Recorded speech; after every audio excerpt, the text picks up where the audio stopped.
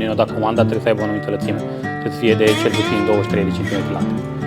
Și atunci căutăm o scândură care are o lățime apropiată de 23 cel puțin. Este o firmă la Orlat care își prelucrează singură lemnul și îl taie și îl usucă la Sebeș și de la ei am luat. Acum îl luăm și îl ducem dincolo.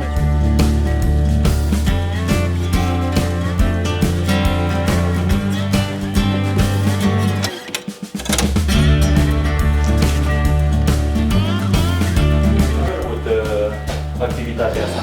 În 2021, la început de pandemie, când s-au închis toate activitățile, când lumea a început să intre în șomaș tehnic, să se ducă comenzile la fabrici, atunci am avut și eu șansa sau nenorocul să ajung în șomaș tehnic și să am destul de mult timp la dispoziție ca să putem să ne apucăm de treaba asta. A fost și o pasiune sau nu o nevoie? O nevoie la început. O devenit pasiune între timp. Cum ai învățat să lucrezi? Pur și simplu am urmărit oameni care asta făceau, am urmărit tâmplari, am citit. Sunt felul de grupuri și pe Facebook, grupuri românești în care sunt tot felul de meseriași care explică anumite chestii, cum să se facă, de ce e bine să se facă așa.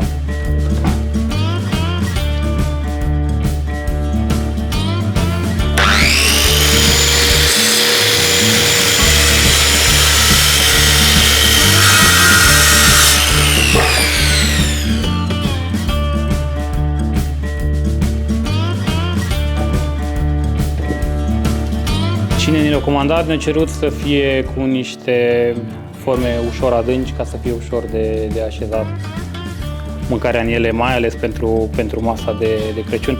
Avem mână liberă la formă, nu avem nicio formă anume care și-o dorește.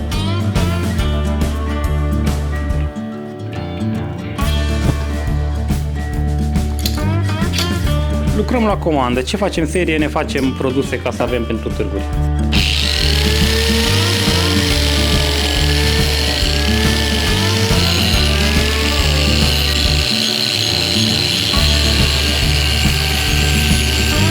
După ce sunt gata scobite, trebuie să punem bandă pe spate, să începem să ocupăm crăpăturile și goluri.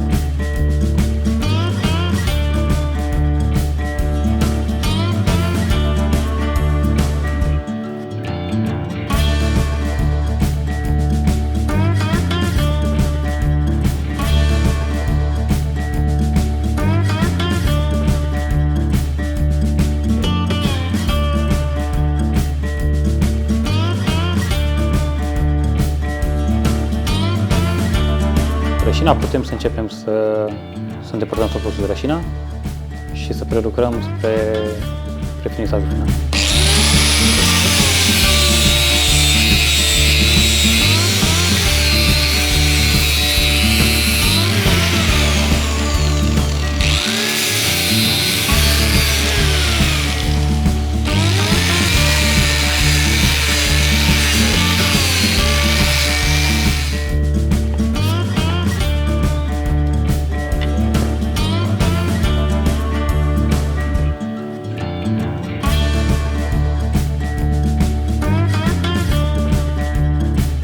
Voi ne găsiți pe Facebook și pe Instagram și acolo avem și număr de telefon, avem și mail, puteți contacta oricând.